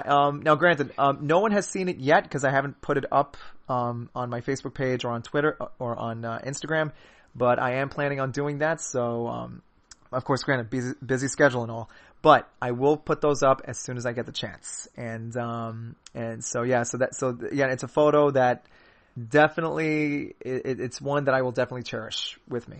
So yeah. And, that was the big thing. And that was the most important thing that I wanted to do. And I decided to go for the early morning one because I figured that once that's done, then I can at least relax and just kind of, you know, chill out and walk around. And I was able to do that. And oh my gosh, so many things, so many people, so many things to do, so many actors that you could meet. So in addition to meeting Stan Lee, I was able to meet the incredibly gorgeous and funny Nicole Mary Jean, who is a cosplayer. Now up to this point, I've met Ivy Doom Kitty, and I've met Liana Vamp, and I believe Jennifer Lee, I believe her name is, and whatnot. So, and of course, another incredible cosplayer by the name of Kristen Huey. So, but this year it was Nicole Mary Jean. And again, it was just amazing. So I bought a few prints from her and was able to get a photo taken with her. So that one was pretty awesome. And there were definitely a few other people that I wanted to meet. Some particularly Charles Martinet. That's right, folks. The voice of Mario actually made a pilgrimage here to Orlando at Megacon. Unfortunately, and this was a big regret, I had forgotten to take more money with me to the con. Which is a golden rule if you're going to go to a convention. You know, just take more money than what you think you may need, because more than likely you're going to need it, especially if you're looking to like buy some things or meet voice actors. And so yeah, that was probably the only real wrench thrown into the works. That because of that, I wasn't able to get an autograph or a photo taken with Charles Martinet, or even with Linda Larkin or Paige O'Hara. That's right, folks. Several of our Disney princesses, or as I like to call them, Disney heroines. I think that's heroines. Some of them had come to MegaCon as well. Paige O'Hara, the voice of Belle. Linda Larkin, the voice of Princess Jasmine, and also I believe. Jennifer Hale as well, who besides being Femme Shep is also the voice of Cinderella, and I think even Aurora from Sleeping Beauty. And so that one was pretty cool.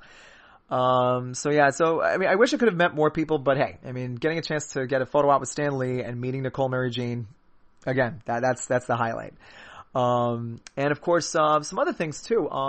In walking around, I actually found a few other, things, particularly steampunk. And I was always curious about that, because there was this one, there were a few things that I actually liked. Like there was like these goggles that I wanted to get. And especially this really cool looking utility belt. I mean, it looked so cool. It looked so cool that I was this tempted. And again, I mean, and again, you can't see me, but I'm basically holding my index finger and my thumb very close together. Like I was this tempted to buy that utility belt. But I held off. But at least I know, but at least I can say, yes, I am a fan of steampunk stuff. And also one other thing that I liked too was, there was this place that kind of, dabbled in like medieval things. And I don't have their card on me right now, but basically when I was walking through, I was just talking with them because I was kind of going over some ideas because I'm thinking of cosplaying as, I guess you could say an original character. Now, not one that I created, but rather one that I had seen Uber Nerd over here do a little sketch of, a little doodle. And as soon as I saw the concept art, I'm like, this looks interesting. And as soon as I saw that he had dark hair, I'm like, okay, all right. Now this character, I mean, granted, I don't know who this guy is. I mean, he doesn't have a name. It was just a doodle. But as soon as I saw it, I'm like, okay, yeah, I definitely want to do this. Cause he's got dark hair like I do. So at least I can, put that on. And I was just looking through some medieval things and, just getting some ideas. And, so yeah, there's that. And, also one other thing that really caught my attention was, there was this, like, just so many things, but one thing was, this spray paint artist. And just using spray paint, he was just able to come up with some really cool stuff. Like one in particular was this, Spider-Man lens. And if you look at and his lens is looking at the New York City skylight. And so that one was really cool. He did take special requests, and unfortunately I didn't have the money at the time to ask him for a specific art that I wanted to see. It is a Star Wars related one, but because it's not in canon, it's not something that you'll see outside of fan fiction. But I know if I ever run into him again, I will definitely ask him to do it. But still, I mean, it was just an amazing con and definitely one that, and again, I mean, I've pretty much made a habit of going to Megacon almost every year. There was only one year, and I think it was 2 years ago that I wasn't able to go. But again, it was just amazing. And it seems like every year that goes by, Megacon just keeps getting bigger and bigger. And, to the point where I think it maybe become almost like dare I say it, the Florida Comic Con, or Florida's version of Comic Con, like what you see in San Diego and in New York. So again, just a great time and, just really looking forward to the next one. Cool. Awesome. So for me, this year is the first year I've actually went 2 days in a row. Usually I only go 1 day. Yeah. And I'm actually kind of glad I decided to go 2 days in a row. Mm-hmm. Although the second day, I didn't stay as long as I did the first day. Yeah. But I went on Saturday and I went on Sunday. Now Saturdays are usually the busier days of the con. Yeah. Of course. I feel that this year it didn't feel as busy as previous years have been. And I think it's because, there was so much more room than it had been in previous years. Oh yeah. Tremendous. So it was a lot easier to get around, and I wasn't as crowded as I have been in previous years. Yeah. But yeah, I had a lot of fun. The first day was actually my birthday. So I celebrated my birthday there at the convention, which is really great. Unfortunately, though, I was actually wearing a button saying that was my birthday that I had actually made.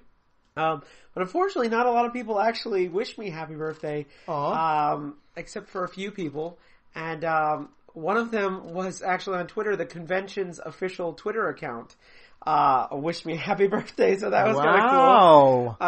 But also, one of the people that I was really excited to meet also did that. So I met two voice actresses that I wanted to meet. First was Colleen Klinkenbeard, and Colleen is she has been a voice actress in many anime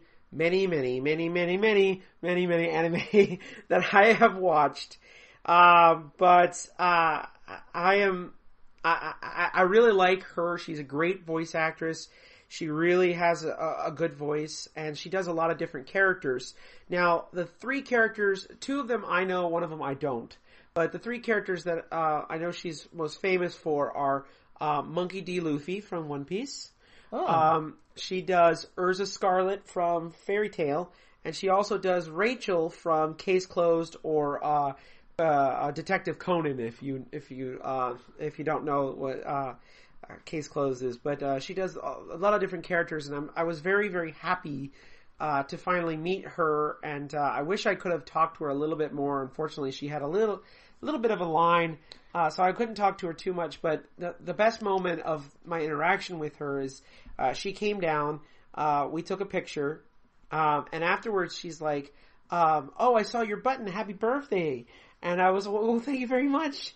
And she's like, I love that button. Where did you get it? And I was like, well, I drew it myself. And she was like, oh my gosh, you're an amazing artist. And so yeah, I thought that was like the highlight of my trip. Way to go, man. Was her saying that to me. So yeah, I really, really, really enjoyed meeting her and getting a picture with her. And I honestly, I don't like to get a lot of things signed, although I did get an autograph. I'm more of a guy, I'd rather just take a picture with the person. Yeah. So that way I can share what I've done, that I actually met this person. So the other person I met was a girl named Amanda Miller. And Amanda Miller, as far as I know, is a fairly newer voice actress. And the reason why I knew her is because she is the voice, she's the English voice for Boruto. And I've watched Boruto, the movie, and I actually had it, and because I found out that she was going to be there, I took my copy of the movie and to get it signed by her. So I went up to her, and she didn't actually have a really long line. She's also the voice of one of the Sailor Scouts. Now, please forgive me because I don't know, except for Sailor Moon. I don't, and the fact that they're all Sailor Jupiter, Sailor Pluto, except that they're all the planets. I don't know who's who. So okay. I'm sorry. Sailor Jupiter. It is Sailor Jupiter. I have found this out now. So please don't yell at him. Alright, so she's the voice of Sailor Jupiter. But I didn't, I know nothing about Sailor Moon, so, so she didn't have much of a line, honestly. So I went up there and, I got her to sign the Boruto, and, she asked me how I love if I liked the movie, and I said yes, and we actually talked for a good 20 minutes or so. Wow. So we talked about Boruto and, how she's really excited to do this voice, and, she had actually, except for a few episodes, she has not actually watched Naruto. Wow. So she got this gig, and because of it now she's gone back and actually watched a lot of the episodes, and she's like on episode like 75. Wow. So she's got a lot to go. Yeah. But she said that she didn't even hear the other English voice actress who does Naruto. Her name is Miley Flanagan. Yep. And she didn't even hear her voice for Naruto before auditioning. She just kind of did a little guy, voice, and so that's how she got the job.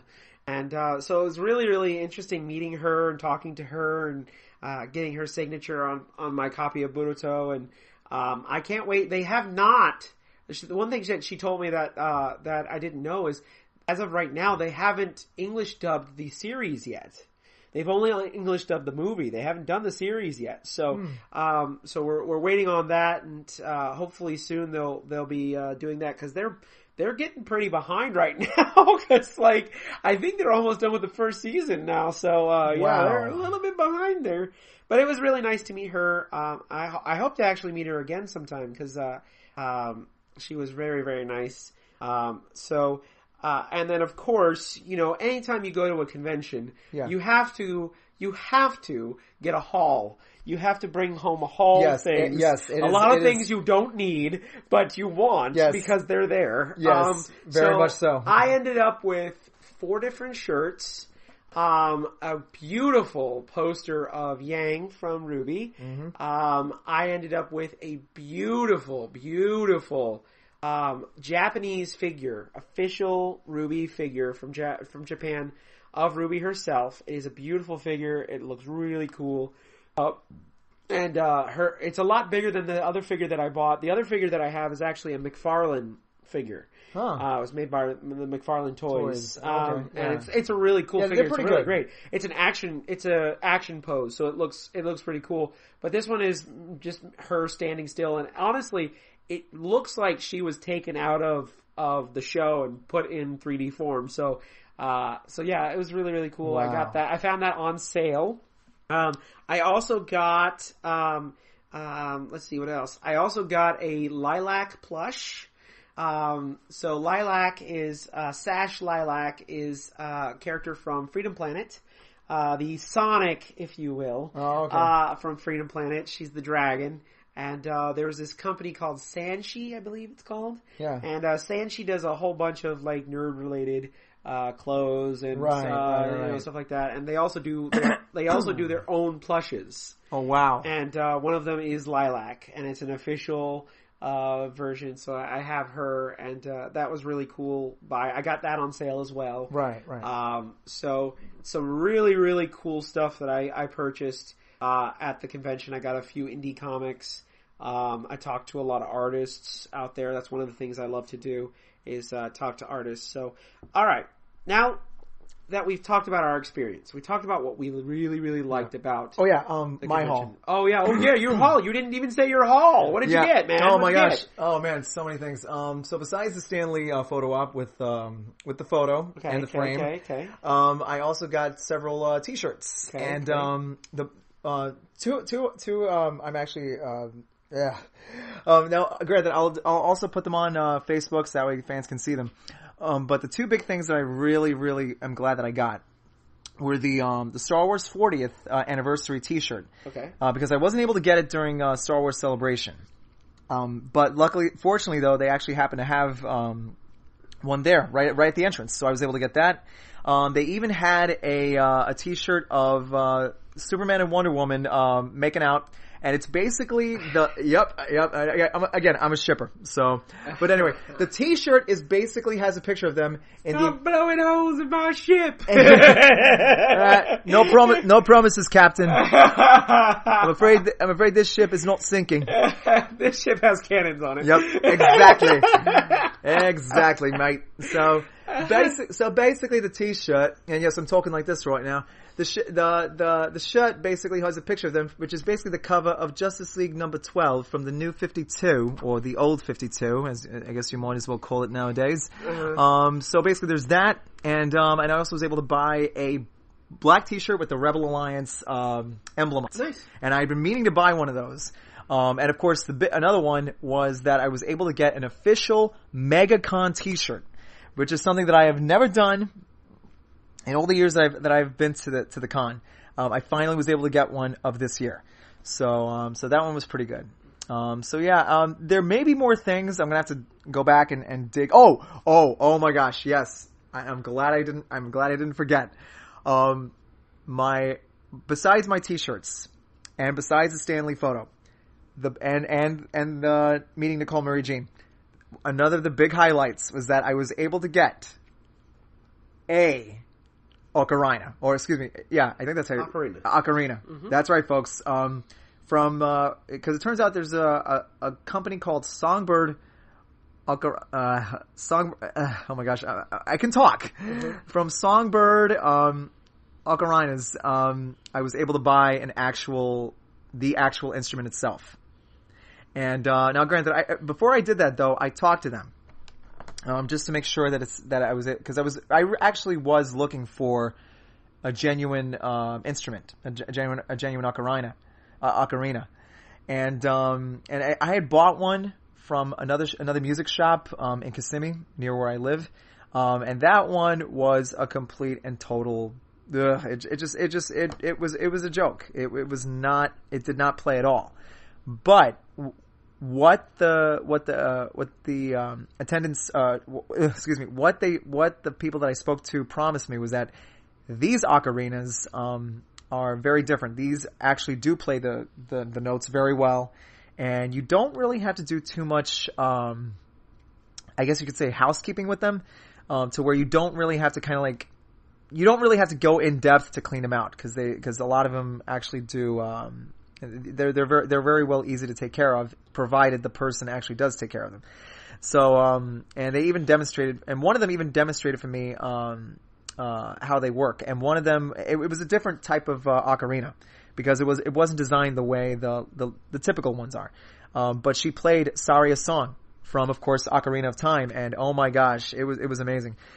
So I bought the traditional classic, ocarina, along with a couple of songbooks.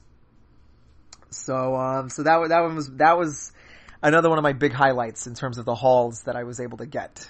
So of the treasures I have, that one, along with my Stanley photo and my Nicole Marie Jean photo, is probably one of the main highlights of going to Megacon. And I just need to now all I have to do now is just sit down and just start practicing and just go from there. Very cool. So now that we've talked about what we've experienced, I pretty much feel what we talked about, what we liked. Now, was there anything that you disliked about this con that you maybe have liked in previous cons or anything like that? Good question. To be honest, I can't really think of any. Okay.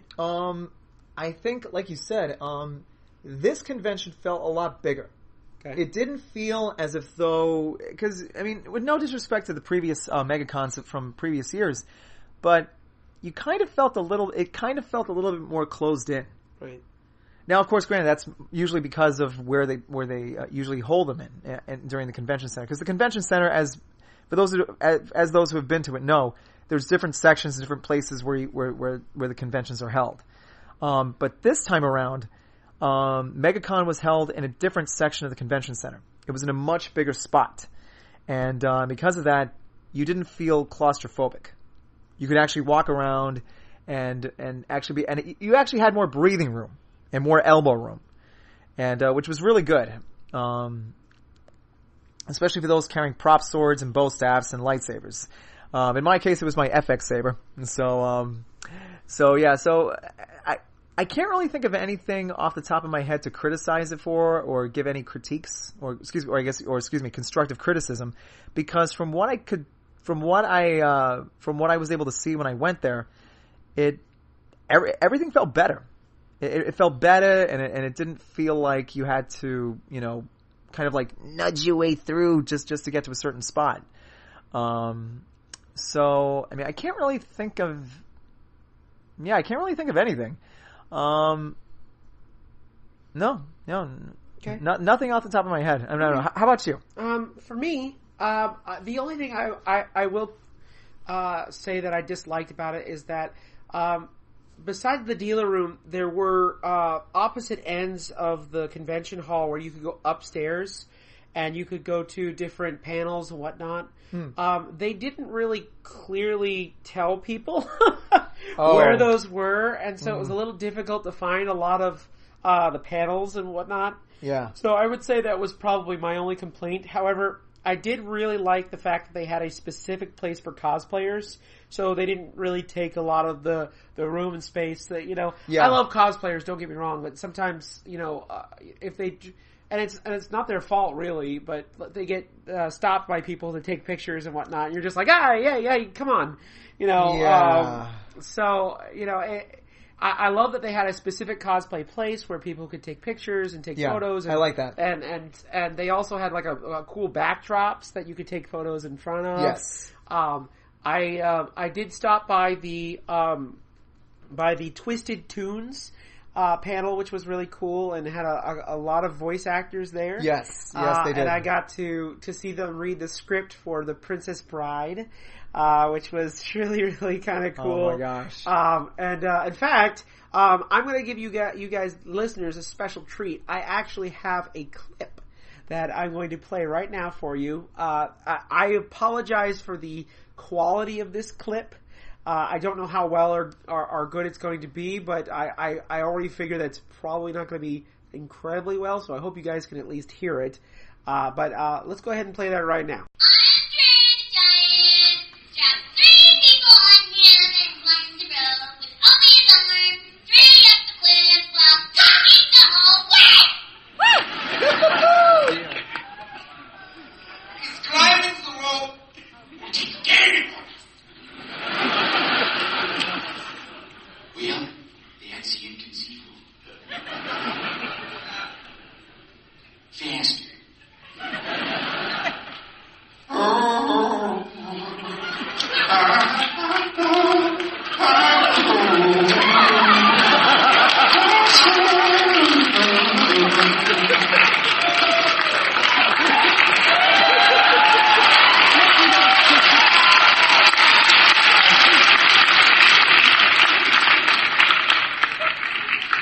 You were supposed to be this Colossus.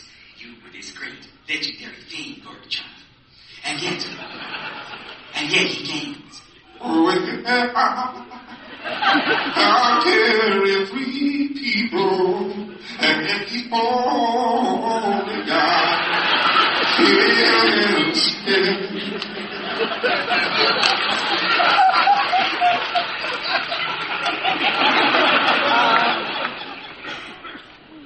I do not accept excuses.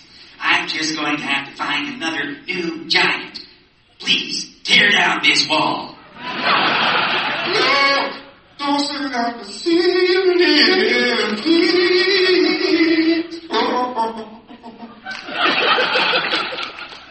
Did I, as president, make it clear your job is at stake? They make it to the top and he cuts the rope. They look over the edge to discover that the man following them in the black mask is hanging on to the rock.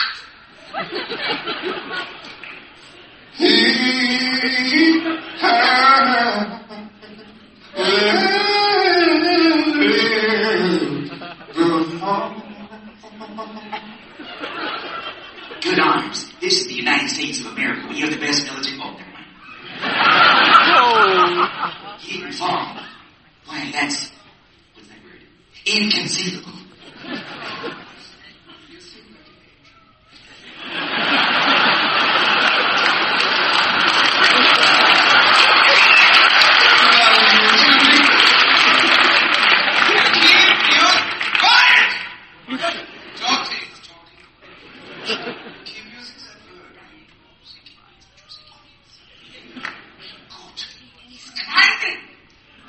Well, whoever he is, he's obviously seen us with the princess, and therefore must die.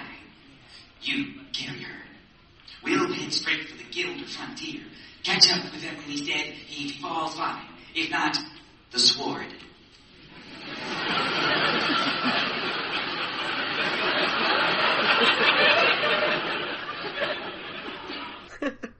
So, I hope that you enjoyed that clip because it was really kind of fun. We just we had the best part was and forgive me for forgetting his name right now, but the main character, the guy that was in love with the girl that always says "as you wish." They had Troy Baker do him as the Joker, and oh my gosh! Oh man! So that was really cool. So we had a lot of fun there, and so I hope to go again next year as usual. So you think you're going to go next year as well? Yes. I think the only thing I'm hoping for next year is that they have some more vendors. Because I felt like the vendors were kind of slim pickings this time around. There wasn't a lot of big names like We Love Fine or what's another one that I could think of off the top of my head. There used to be like a whole bunch of like t-shirt areas and stuff like that. I will say that their artist alley was a lot bigger and they had a lot more people there as well. Yes, they did. So I did like that. Though I don't know. Granted, where I was able to see a lot more t-shirt areas. Right. But then again, it might have been I guess it's one of those things where, again, and this is common in conventions, to where you kind of have to really snoop around. Right. And you really have to kind of really kind of be meticulous in terms of what you're looking, in terms of really looking for the right spots, because otherwise if you don't, then you're going to miss it without even realizing it. Right. And there's a lot of stuff there. I just wish that there were more like big name, like nerd vendors and stuff like that. Maybe a lot of more. We Love Fine was the one I missed the most because I always loved their booth. But so hopefully we'll be able to see them next year. All right, now before we end this section of our podcast, I do want to say that we will be going to some more conventions. We don't tend to go to a lot more conventions than Megacon. However, this year I will be going to a second convention. This year I'm going to what they call Anime Festival Orlando. Yep. In fact, as of the recording of this podcast, I am going to go tomorrow to the thing, and that's because my favorite show, RWBY, is going to be represented there. Barbara Dinkelman, who plays Yang, is going to be there, and I'm very excited to see her, as well as one of the character designers for RWBY themselves, for the show itself, and she's going to have a panel about how to create characters and whatnot. So I'm very excited about that. Also, another voice actress that I love very, very much, Caitlin Glass, which is if you don't recognize her name. She did a character in one of my favorite animes, Full Metal Alchemist. And she did a character, one of my favorite characters in Full Metal Alchemist, and that's Winry. Winry is a great, great character. She voiced her, and so I'm going to be meeting her as well. And I'm very excited to meet her. And she's done not only that, but she's also did another one called Oran Host Club, as well as she was in another one of my favorite animes, Black Cat. So yeah, a whole bunch of excitement there. Now, from what I know, from what I've been hearing from friends of mine, the vendor area isn't as big as most conventions. So it's mainly about cosplay and panels. So I'm going to be going mainly specifically for panels, so I'm hopefully not going to spend too much money at the convention. But again, it's convention, right, but this is convention season, folks. So yeah. Well, I think that's pretty much it for our main menu. Do you have anything else you want to add to maybe conventions, events you're heading to this year, nerd events? Well, nothing so far. I know Wizard World is coming up, and that's the first time it's going to be in Orlando. Yeah, wow. So I can't really say that I won't go to any future cons this year. But you know what? I'll keep my eyes peeled, and we'll see what happens. So yeah. All right. Well then, I think that's pretty much it for our podcast today. So we want to thank you guys so much for listening to our podcast. This is episode 6, and we're very excited to continue on with the podcast. Now, if you have any comments about anything that we talked about in this podcast, we want you to please write down your comments at the wherever you can. So if you're listening to this on our website, and by the way, we're part of the Arcade Archives Network, a network website for nerds, kind of a virtual arcade, if you will, to kind of hang out, relax, talk about, back in the day, or maybe talk about the modern day. Mm-hmm. And we all talk about nerd things, and that's where our podcast is located. So go to thearcadearchives.com. If you're listening to us on the website, you can comment below on the post if you're looking at it from the post.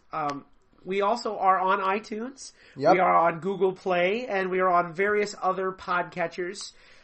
So if you please, if you like this podcast, please let us know in the comments. Please, if you're on iTunes, please make sure you give us a star rating. We would appreciate a 5-star rating, but whatever you feel is truly what this podcast is. So please go ahead and subscribe if you haven't subscribed already. Also, if you'd like to find us personally on the social medias, if you'd like to talk to us directly, you can find our website, thearcadearchives.com, on both Instagram and Twitter. On Instagram, we are The Arcade Archives Network. One word, The Arcade Archives Network. On Twitter, we are Arcade A Network. Again, that's Arcade A Network. Now, for us personally, You can find me on both Instagram and Twitter at ubernerd527. Again, that's ubernerd527, UBERNERD 527. And of course, Ultrasonic, where can they find you? Oh, you can find me on several different places. You can find me on Instagram under, of course, Ultrasonic9. And you can also find me also on fanfiction.net, where I write fanfiction as well. And of course, I am writing articles for the website. I actually just got through finishing just before we started recording, and I actually was able to put up 2 articles this time, not just one. So you can check those out. One is, of course, a video game boombox segment, which is, of course, because we already have the main track for the month already done. Any other video game boombox songs that make their way that make their way onto the site will be called bonus tracks. So I just got finished doing that, and of course a little retrospective on a Super NES classic. You can check it out there. And so just stay tuned. There's always something going on at the website, and yeah. Awesome. Oh, and of course, you can find me on Twitter also under you can find me on Twitter basically under Ultra SNCPLYR9. I did not mean to make my pen name strangely, but unfortunately somebody else had beat me to the punch with the name Ultrasonic, so I had to be a little creative myself and improvise. But yeah, you can find me there. So basically, fanfiction.net, Instagram, and Twitter. And the best ways to get a hold of me. Awesome. So again, thank you guys so much for listening to our podcast. Don't forget to comment if you would like to comment. And thank you so much. We'll be back next month with a brand new podcast talking about, of course, what we've been passionate about for the next month. Now, I will also make a quick announcement that what we're going to do is we're going to treat our podcast like a TV series. So we're going to have our season finale next month for season 1. And then we're going to take probably about a 2-month hiatus. So we're going to do an episode in July. We'll probably early July, and then we're going to take a break in July and September and August, and then we're going to come back in September. So we'll try to bridge the gap if we can. If not, that's fine. But we will be back for season 2 in September. So please make sure you listen. This will give you guys a chance to catch up with our episodes, with the first 7 episodes of our first season. So if you're a little bit behind, you can catch up, and also give us a chance to kind of improve the podcast for you. Both of us work in a very magical place, and because of that, it gets a little busy during the summer. So that's why we're going to take a little break, during the summer, and then we're going to come back and, so we got one more podcast, so we'll be back next month with our next podcast, our season finale, if you will. So keep tuned to all the places that we talked about, and we hope to see you again. So as we always like to say here on the podcast, we always like to end the podcast. Remember to keep playing like it's 1981. Good night, everybody. Woo! Hey Arcaders, this is Ray Gunn from the Arcade Archives Network. I hope you've enjoyed the podcast that you're listening to. If you're listening on iTunes, please give it 5 stars. A lot of time and patience go into every podcast we do. 5-star ratings help us so we can continue giving you this quality entertainment every month. And don't forget to share us with your friends. If you're listening to us on YouTube, please give us a like and subscribe to our channel. And if you're over on our Facebook page, please like and share. Once again, we do this for you guys and we enjoy doing it every single month. So every little bit helps. So please go online and like us today. Thanks. Keep playing like it's 1981 and I'll talk to you guys later. Bye now.